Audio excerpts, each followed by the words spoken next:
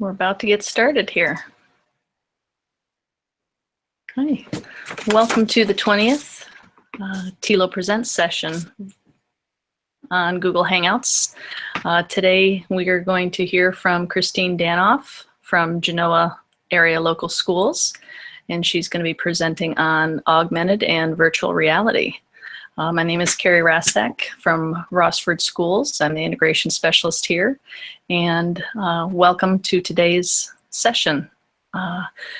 There is this Google Doc for the Q&A. You probably saw the link at the beginning, or you can see it there in the YouTube description page. There's a link there for you to join in with any questions or comments you have during the session that Christine can answer. So join us there. And just another reminder that this session is being recorded, so you can watch it again or see parts of it again and or share it with your colleagues, anything you find valuable, which I'm sure it will be. This is a hot new topic lately, as the latest issue of the journal, THE Journal, shows us. So without waiting any longer, I will have Christine come on and introduce herself here. And we'll get started with the presentation. Thanks, Christine. All right, thanks, Carrie. My name's Christine Danhoff. I'm the Technology Integration Specialist at Genoa Schools. I've been teaching for over 16 years, ranging from kindergarten, 5th grade, elementary media specialist, middle school computer teacher, you name it. I've been in a lot of different roles, so I have really enjoyed working with the kids and finding ways to integrate tech into those different curriculums that there are. So our topic today is an exciting one that I've been using with some teachers and students this year, and it's the augmented and virtual reality. So if you've seen some of these cool things around at Christmas time, I know a lot of kids out at our elementary said, oh, I got that for Christmas. So we've got some VR headsets here, or if you got the Google Cardboard, those work too. There's a lot of different ones out there, but they all do the same thing. So I'm going to turn it over here to get to my presentation for you today, and we'll get started. All right. Okay, hoping everyone can see that okay. So the link to the presentation is at the bottom there, so you can save that to your drive and go back. There's a lot of slides in here. I know I'm not going to cover them today, but some of them were too good to put into there that you could maybe check out later. So we're going to try and bring the content to life for the students with augmented and virtual reality.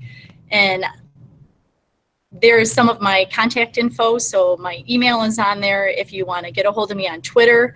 That's a place where I am always looking for ideas and looking to connect with people. And then my tech integration website for here at Genoa is there. And then that little guy there wearing a VR headset is actually my 4-year-old son, and he is giving the thumbs up because VR is cool. All right, so the next question may be, if we can get it to load here, there we go. Virtual reality is where we're going to start today. So I'm breaking this kind of into 2 segments. It's going to be virtual reality and the different apps and ways that you can incorporate that into the classroom. And then the second part is going to cover the augmented reality and some different apps and ways that kids can create with that as well. So the first question a lot of teachers might think is, what is virtual reality? Well, you're actually, the kids and adults are immersing themselves inside of those different curriculums that they're doing. So it's making them think about what it would actually feel like if they were in there and not just looking at it. I think back to virtual field trips 10 years ago, and we thought it was cool that the kids could get on the internet and go visit, you know, a zoo site or see animals that are on the web. But now we are able to actually take them inside of different things with virtual reality. Why should we use VR or try it with our students? It's letting them experience rather than just watching it, like what we said we used to do. It's becoming interactive, so the kids are more engaged in the content that they're learning about. They're getting more excited about it. And then the cool thing is there's a lot of different programs out there that students can actually create their own virtual reality environments now. So there are some of the preschool kids that I worked with this year, and we started with preschool, kindergarten, and I go all the way up to 12th grade here at Genoa. So we cover a wide range of students, and they really enjoy what they're learning about when they have those VR headsets on. So there's some of those kids getting a real look at some animals close up. And I'm not sure if this is going to work. I'm going to try it. But this is a video of some kindergartners that went on a Google expedition to Antarctica.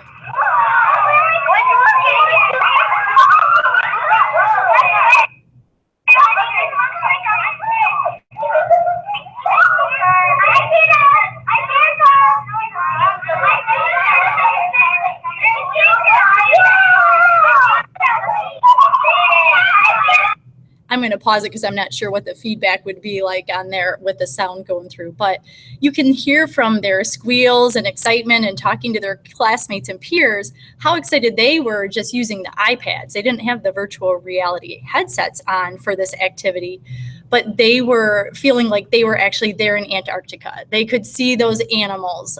They could experience what it was like at ground level where those penguins were at that they were looking at. So that's just a real example of how it can change students in the classroom. We'll switch to the next one. There we go. Had a little bit of lag there. Okay, so we're going to talk about Google Expeditions first. And you'll notice on the slides here, I have some QR codes. If you scan those QR codes, it will take you to the iOS app version of these apps that I have. But if you have the slides open in front of you, I've also included the Android and iOS links so that way you can find them on the Google Play Store or on the Apple iTunes Store. So Google Expeditions, what is it? So if you've not tried this, it is awesome. There are over probably 500-600 different expeditions now, and they are constantly updating these. It allows students to explore new places. The cool thing about it is it has a guide. So as the teacher, you are the facilitator. You're going to guide your students through whatever scenes you want to take them to.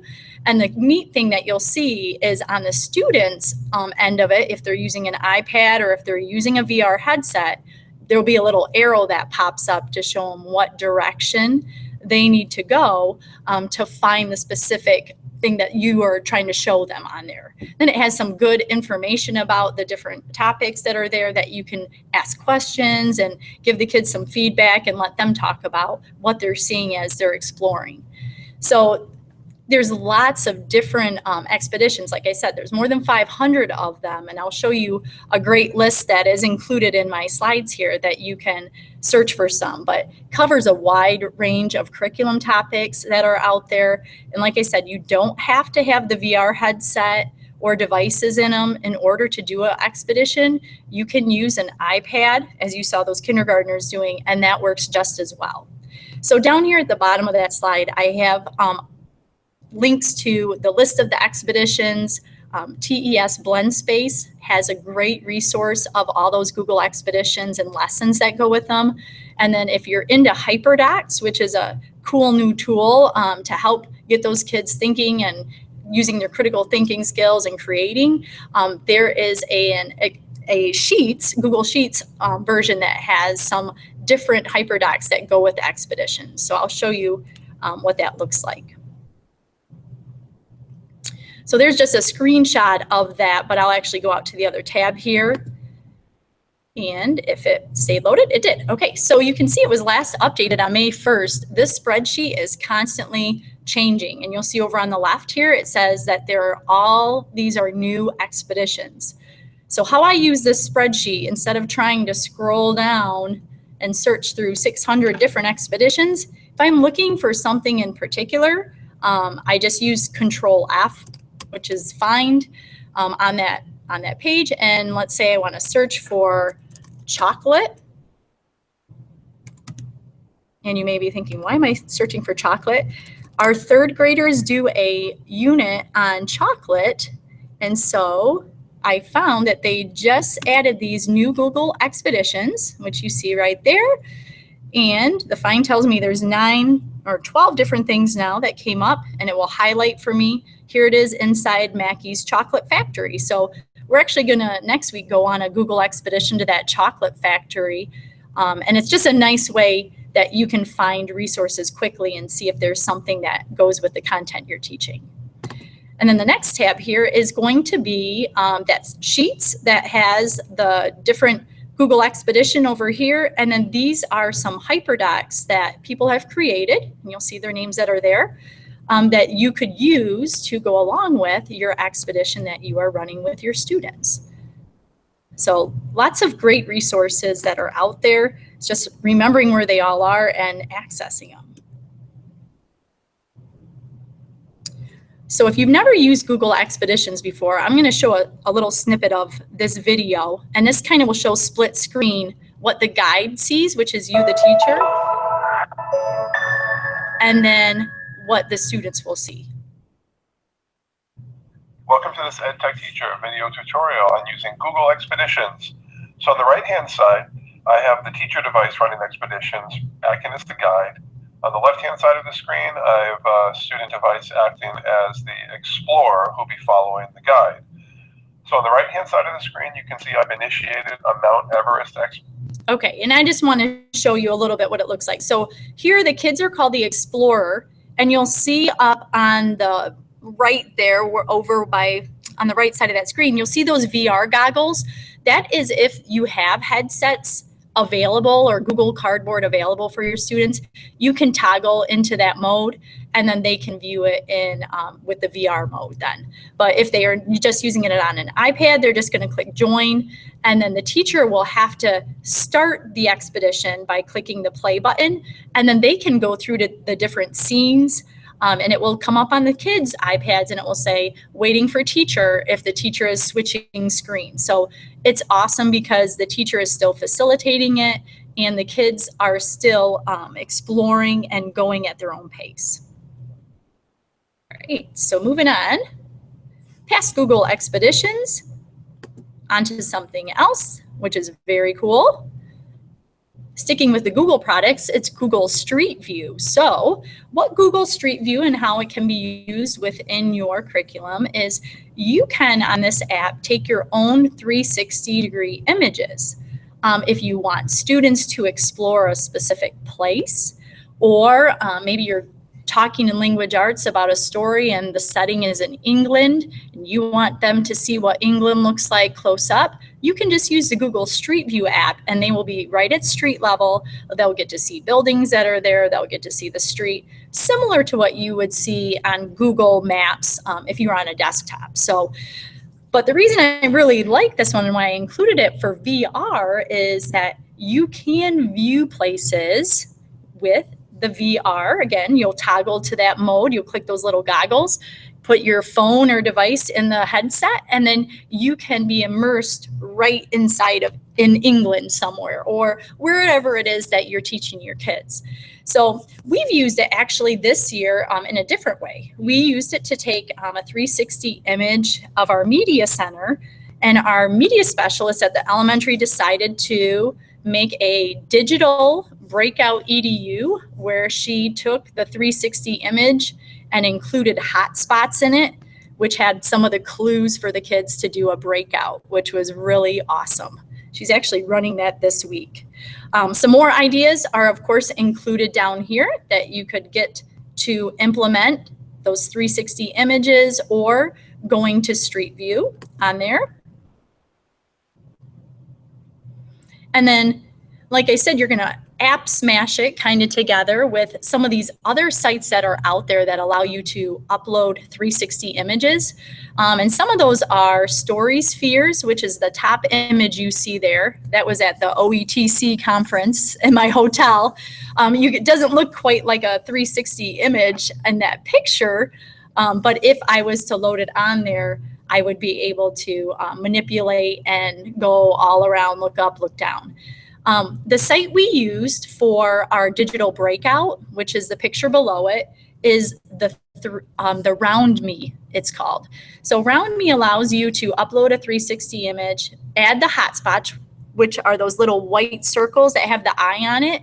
And then she also added some arrows and some text onto her picture before she uploaded it, which is cool.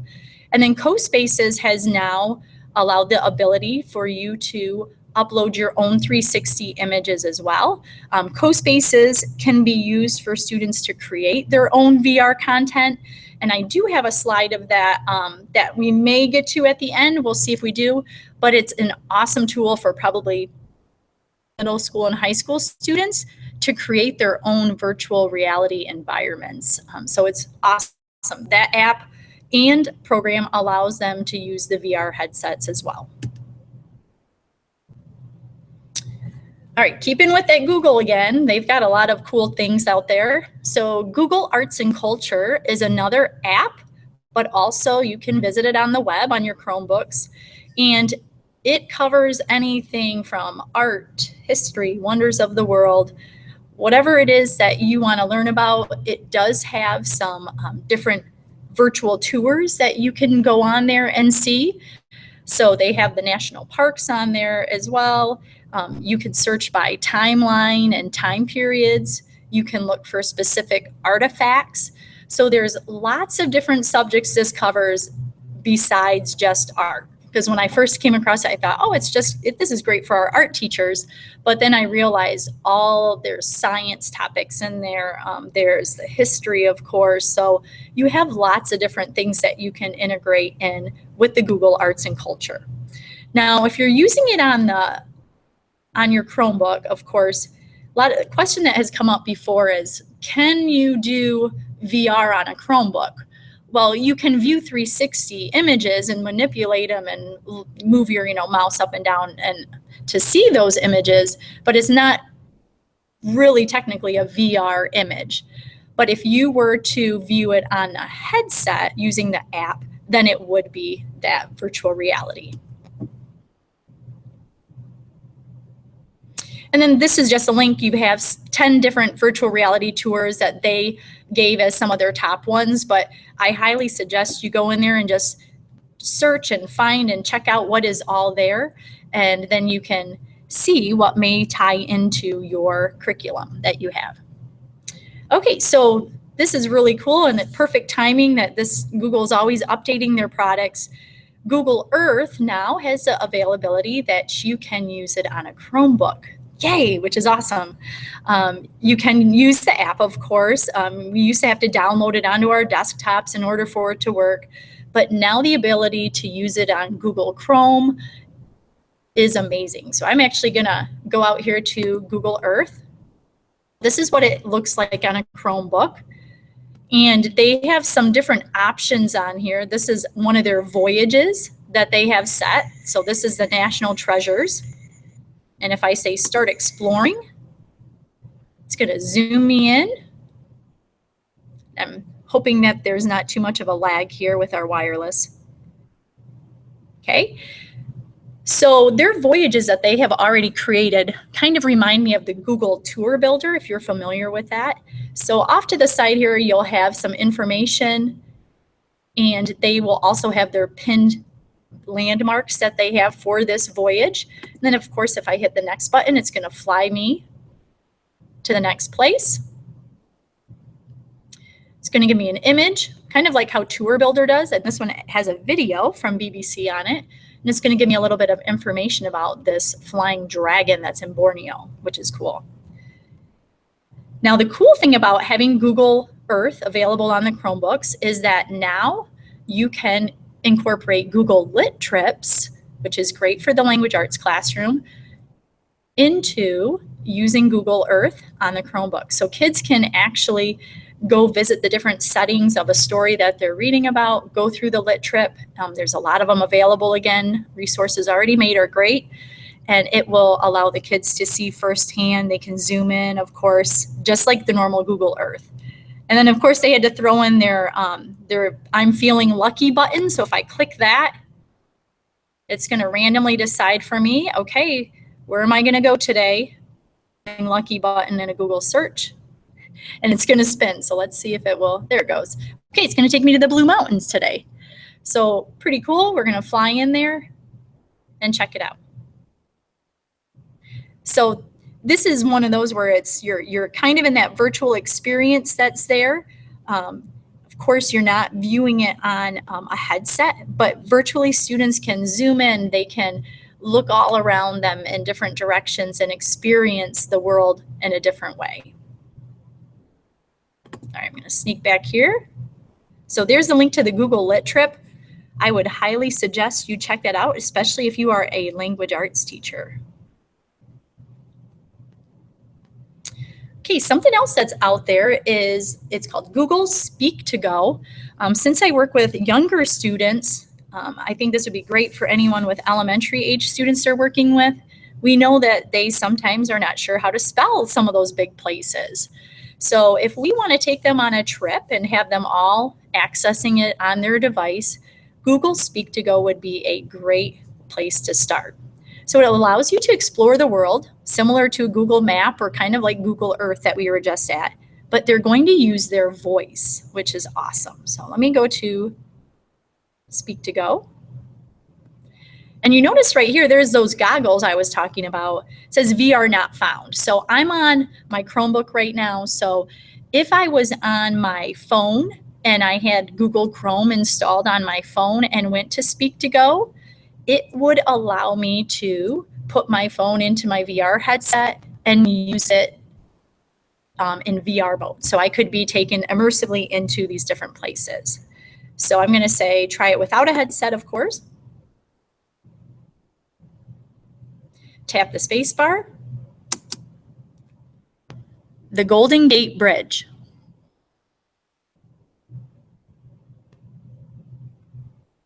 Okay. So this is awesome for young kids because all they had to do was tap the space bar, speak where they want to go, and here I am at the Golden Gate Bridge now. Once again, so here's my 360 image. This one, I'm actually on the bridge. Earlier, when I did one, it brought me up to somewhere where I was outside of the area looking at the bridge. So if I want to go to a different space, the Rocky Mountains. Of course, it's going to say that. We'll try it again. The Rocky Mountains. It doesn't want to work with that one.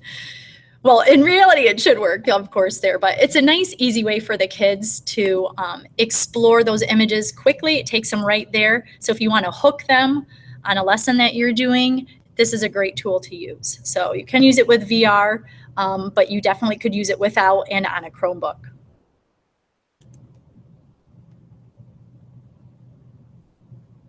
Okay, so now we have some YouTube 360.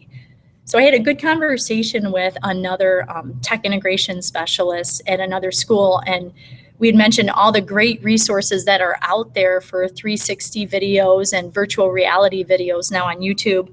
But you also still, just like anything else, have to be careful what you find.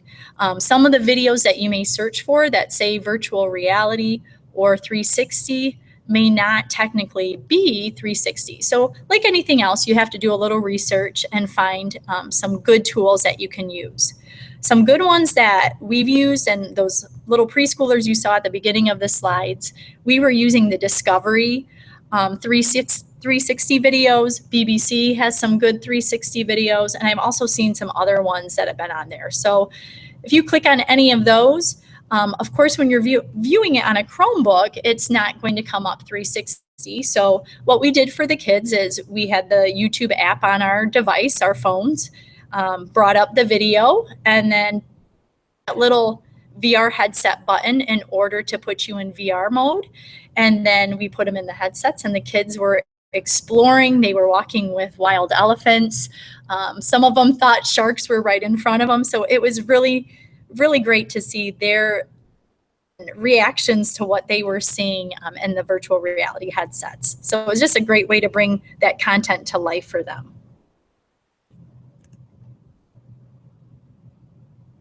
And then this is just an example of some screenshots of what it may look like. And you'll see in that video at the top, the snow leopards in 360, you would have to hit the virtual reality goggles to put it in split mode that you could put it in your headset then. Speaking of those headsets, some of them I held up at the beginning and I can talk about at the end too. They range in price. The cardboard, of course, you know, is roughly probably $10 to $15. We got some for our school, through a grant, and I got some heavier duty ones for about the same price on Amazon. So you kind of just have to find what's going to be durable for your kids and work. Okay, so we definitely are pushing the button with kids, you know, being able to be interactive and engaged and use their critical thinking skills. The best way to do this is allowing those kids to create. So this is a resource I got from someone I follow on Twitter, and her name's Jamie Donnelly, and her information will be in the slides here. She has a great resource here of some things you can use that I have put into this presentation, but like I said, we probably won't cover it all. Nearpod is listed there. That allows you to put your own 360 images in and create interactive lessons. YouTube, of course, is there again, and Street View. Round Me is, like I said, what we used and very easy to use. So that way you can create your own breakouts or just have kids add information to a 360 image. And then CoSpaces is awesome as well. And the best thing about these is that they are free. I know Nearpod does have a cost if you want to upgrade to a different version, but for the most part, you can do some of these things in the free version. And then if you're a resource hoarder like I am, you have, here's a link to a Symbaloo by Jamie Donnelly as well. And these are all different VR resources that she has compiled and has shared out for others to see. So feel free to click on that, click on any of the images in these slides, and most of them should be linked to that place, so that way you can access them. So the big kick with all this is, yes, the kids love it, it is fun, but how do we then take it into the classroom and make them think and create and do that after we hook them? So definitely doing some scavenger type hunts. They can search for things using those different things. We've used Flipgrid this year, which is a video response where the kids can, after they did the expedition, they had to do a quick Flipgrid and tell about what they learned or what they really liked or what they saw that was really interesting. So that has worked well. Kids can create a postcard every time they go on a different Google expedition journey, and there's a little mini template that's there. There's story starters. You can use this to get them going. Writing prompts. Definitely take a story a step further. They can create a scene or a different ending to the story. If you're talking about history, they can go in and create a scene for that historical event and use resources that they've pulled from some of these different apps and sites that are there. And definitely more ideas. If you ever have an awesome idea, I love sharing with others and talking and getting ideas that we could collaborate on. So if you have some awesome ideas, I would love to talk to you. Okay, so first half, like I said, was going to be virtual reality. And then now the second half, we're going to cover something called augmented reality and find out what the difference is between these two. So augmented reality is slightly different because you're having a trigger that is going to be something fake that's there. The trigger is actually going to be something that you scan in and it overlays information on top of it. So think you have a piece of paper, looks flat, it's not virtual, but if I scan it with a specific app, something's going to happen. Either something's going to pop off the paper, it's going to take me to a video, it's going to take me to a picture of something. So augmented reality is just a way to have some kind of trigger to start it and kind of virtually putting that information there. The easiest way I try to explain it to people is Pokemon Go. If you knew the craze about that, Pokemon Go is a type of augmented reality. So you see all those different Pokemon all around your environment that you are pointing your camera at. They're not really there, but they are there in the augmented world. So the first app that we're looking at is Google Translate. And this is considered augmented reality because it allows you with this app to take a picture, do some text, record someone speaking, and then it's going to take that image overlay and it's going to put in there what it actually means in a different language. This is an awesome app. When my brother visited China just probably a month ago, my son said, "What do they sound like in Chinese? How does Chinese sound?" So we pulled it out, the Google Translate app, and I had him speak into it, and he wanted to know what Grandma and Grandpa sounded like. So he spoke into this app, and then after he said Grandma and Grandpa, it automatically would translate over to him the Chinese of how it would sound. But the cool thing about this is, in another country or you're teaching a foreign language to kids, if you presented this sign to them, or if they were in that country, they could use the Google Translate app to take an image, take a picture of that, and then the app itself is going to put it into the language of your choice. So you can go between different languages. So you can try and figure out, what does that text say on that sign?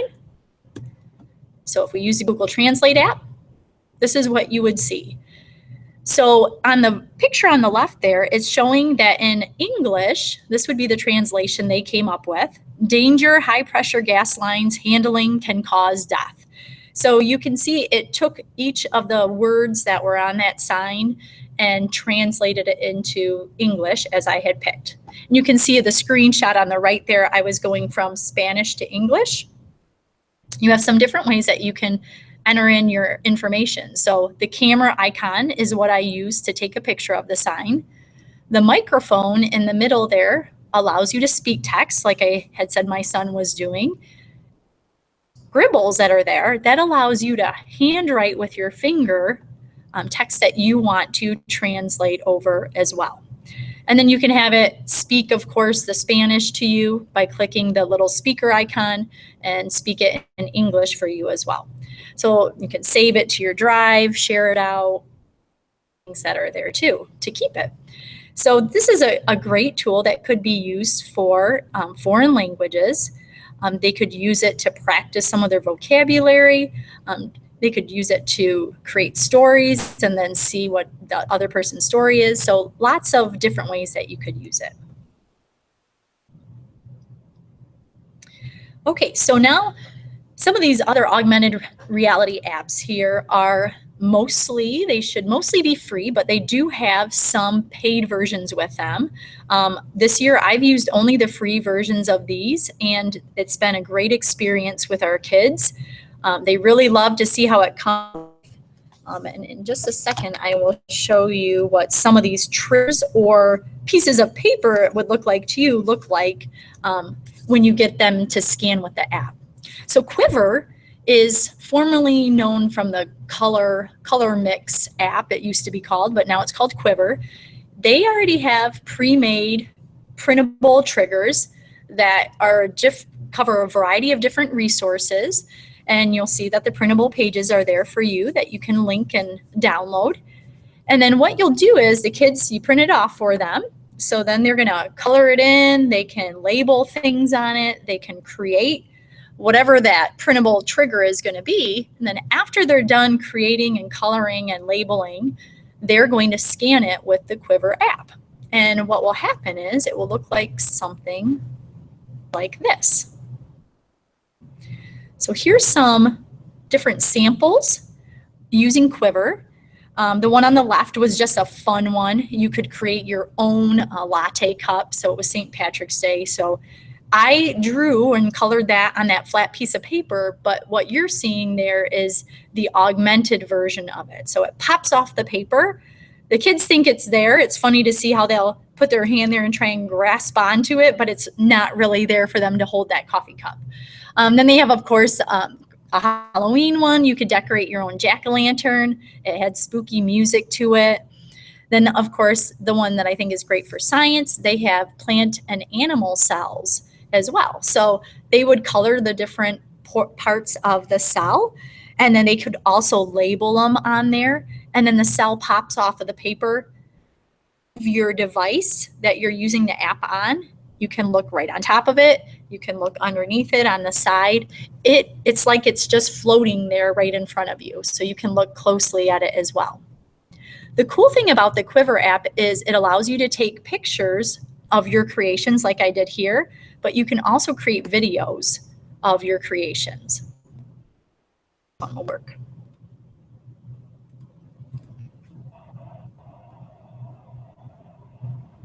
So there it was flat. Okay, this is a sample of an augmented reality animal cell where the kids color the sheet and then scan the. Okay, so you can see if I videotape it, I can move the camera all around in different directions. And it allows them then to actually see that close up. So it's very cool. But they have a lot of other printable, already made triggers on there as well.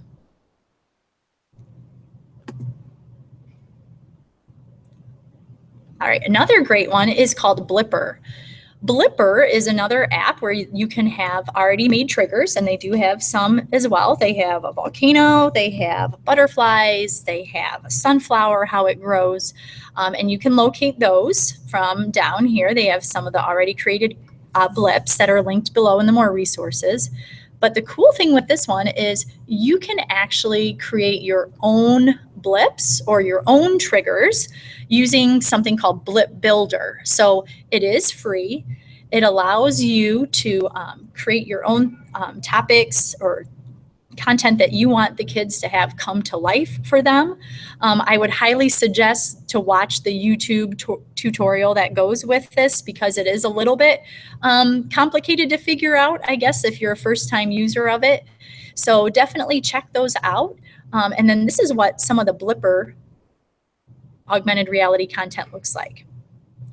So there they had a fun one, of course, for Christmas time, season's greetings, and you could decorate your snowman, especially for those younger kids. They could use this as a story starter. They could use it as a Christmas card, whatever it is they would be creating it for. And then you have on there the solar system. So there's two images of the solar system there.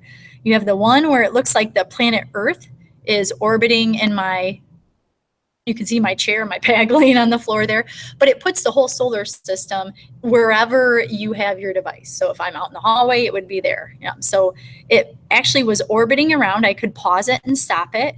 And then I could actually touch each planet. As you see down below, it says Earth. When I touched the planet, it would give me information about it. It had pictures already linked to it as well. And sometimes it would have a video. Now, the volcano one that you see in the middle was a little bit different. It brought that volcano right to life when I scanned it with my app. But then on this one, it was interactive. I would use my finger to actually label the different parts of the volcano. So they had the bulleted terms up there on the left, and then I would drag with my finger to put them into the correct part on the volcano. So that one was a great assessment, but just a different way for the students to interact with a volcano rather than just doing it on a piece of paper. And then the butterfly one was awesome as well. I think they're all pretty cool. The butterfly actually flies off the paper. You decorate it, color it in. If you're talking about the monarchs, especially in the fall when we come back to school usually, we're releasing them, I know. So this would be a great experience for the kids to integrate that. And then we can't leave out math. There is a blipper of math there that's showing some cubes and surface area. So they had actually a multiple choice question that went right along with that. So like I said, if you really want to get involved with bringing that content to life for your kids, it's not too hard to take a specific image or picture and then add some content that will bring it to life. Either it be, a short quiz or assessment, or if it's something that they're creating after viewing it. All right, AR flashcards. So this is for our probably younger elementary and elementary teachers that are out there. AR flashcards does have a paid version, but their pre-made printable flashcards range from shapes and colors, addition facts, solar system, dinosaurs, alphabet. So they have all these nicely colored pre-made flashcards that you print out. Laminate them if you want, that way they're ready. And then what happens is the kids are going to take the app, and this is what we did with some of our kindergartners this year. They took the app at their center table and they scanned over those triggers or those cards, and then it brought, for example, if they were doing their alphabet letters, it would bring, for letter A, an alligator would pop off the card. So let me show you what it looks like here. There it goes. Okay, so they would see an actual animal come off the card. They could tap it with their finger. So if they tap the zebra that you see there, they would hear Z, Z. They would hear the sound for it as well. I've heard some other people say they've used the AR flashcards to make class alphabet books. So they used each card to help them start with their story. Once again, you can see from the screenshots that yes, you can take pictures of these augmented things that pop off those cards when you are in it. So that way the kids can save those images and insert them into their story or their page of their class book that they're creating. So lots of neat ways for kids to learn on their own, as well as trying to view in a different way. All right, so Elements 4D is another great tool, and this app is from a company named Dacry, I believe, and there's another one that is right after this I'll show. Our middle school and high school students have used this this year. So they have some printable cards, printable cubes, I should say, that come with this app, as well as lesson plans for elementary, middle school, all the way up to high school. So the blocks and lesson plans are linked here that you can do it. You'll have to put those wonderful cubes together. But what's going to happen is once you put those cubes together, you have different elements. So if you put two elements side by side, you're going to see what kind of chemical reaction is going to take place. So for example, this is our middle school kids. They were learning about their elements in the periodic table, and then they were talking about chemical reactions. So they had to figure out what elements would go together to create a certain chemical reaction. So they had the app there, and you can see those kids are scanning it above. There's the cubes that are there. And then once they put them side by side, they would see what would show up. The image there, you can kind of see it shows iron, and it shows like a little sample of what it looks like. It gives the measurements that are on there as well. So if you are a science teacher, this is a great place to start. And like I said, the lesson plans that they have on here that I have linked and on their website are great resources to really get kids thinking more and problem solving.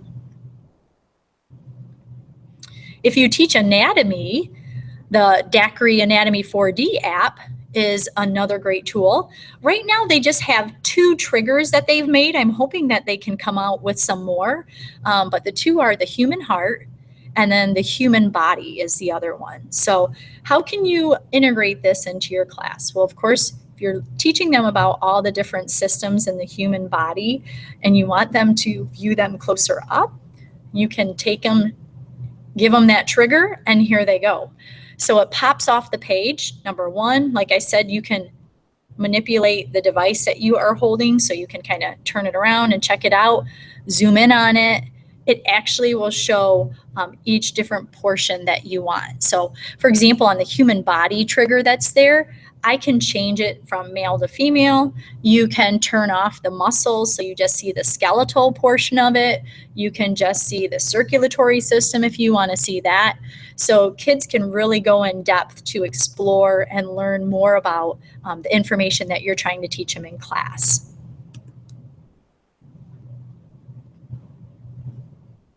Okay, so some great lesson ideas that you can use with these. Pretty similar to the virtual reality, but there's a ton of different ways I'm sure all of us could think to get going with this or get our kids hooked and start with the content in the class. So definitely deciding if you want to do some kind of writing prompt, becoming a character in a story. They could tell it in a different way, creating interactive notebooks or doing student stories, class books.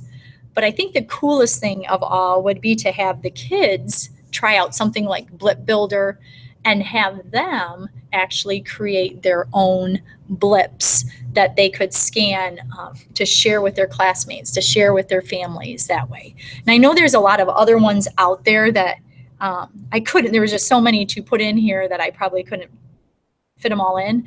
Definitely Erasma, I'm sure a lot of you have heard of. Augmented is another good one. And then here is Jamie Donnelly's list of AR resources. Many of these, like I said, are educational content. Many are free, but some do have a small cost with them.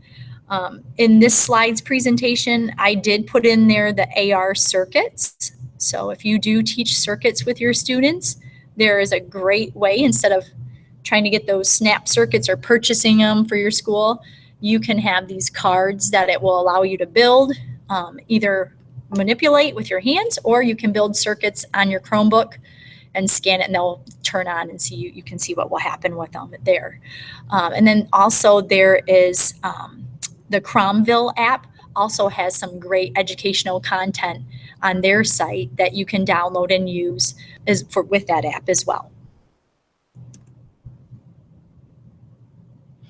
So how do I stay up to date on a lot of this stuff that's out there? Definitely Twitter is a great professional learning network to find people to discuss ideas that you're passionate about and interested in learning. So these are two hashtags that I use, and definitely follow sometimes these Twitter chats that they have. So AR for Learning is by Katie Ann, and she does a lot with the Quiver app. She has a chat on Thursdays at 9. And then Jamie Donnelly has a lot of different ways to incorporate AR and VR into the educational setting. And she has a Twitter chat on Wednesdays at 9. So that is another thing to check out if you get a chance. And then I just want to let you all know that we are hosting at Genoa our first G-Tech Summit, which will be in August, and it will be in Genoa at the high school and partially at the middle school as well. We have a great list of presenters that were very willing to come out on a wide variety of topics. We're inviting anyone out this way. We're just east of Toledo, just a little bit, kind of by Oregon, if you're not familiar where we are at. And we would love to have you here. We have a ton of awesome door prizes. Panera lunch is going to be part of it for the day. So please, please, please tell anyone you know that may be an educator, administrator, student teachers, anyone that may be interested in learning more about integrating tech into the classroom. We would love to have you come out to our summit on August 8th. All right. And I'm actually done shorter than I thought. So thank you very much for coming on to the webinar today or watching. Like I said, if you would like to connect with me, my Twitter handle is there, and email, and definitely can check out our website from there as well. Okay. Thank you. Yep. Do you want to talk about those extra slides you have there too? Yeah. Let me just let them know real quick that they are all there. So these were the slides that I said didn't make it, but they were too good not to share. So please feel free to go through all of those. They are linked. There is information in there about all of them, but there was just too many resources to try and share in one time here. So thank you very much. Go back here. All right. Much, Christine, for all that wonderful information. Thanks. We'll get back on here if you want to unshare. There we go. There you are. And I'll come back on to finish us off here.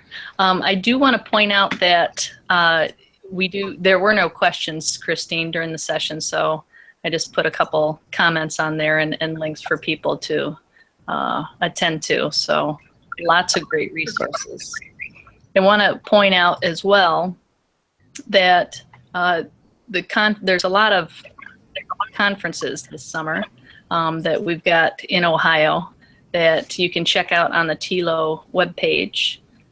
If you go to TILOhio.org and calendar /calendar, you'll see our events, and we've got the Genoa Google Tech or G-Tech Summit. It's not just Google tools, it's a lot of tools, I believe. The G in this case stands for Genoa, so let's not be confused.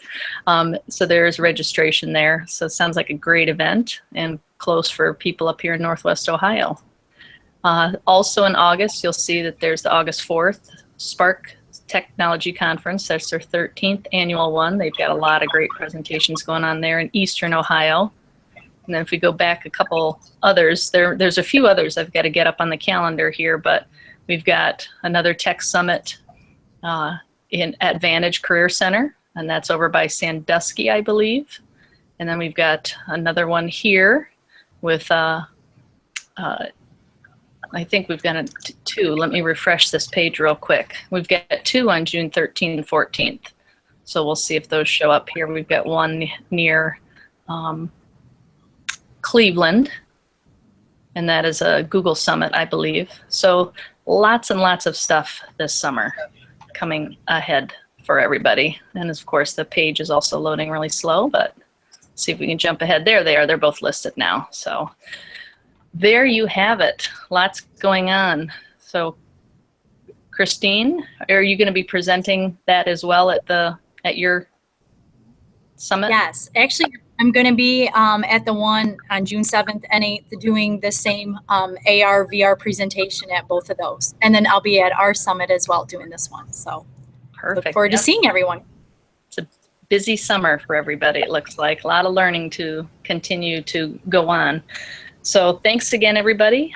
This will be recorded again, and you can play it as much as you want. It'll be on our TILO YouTube page.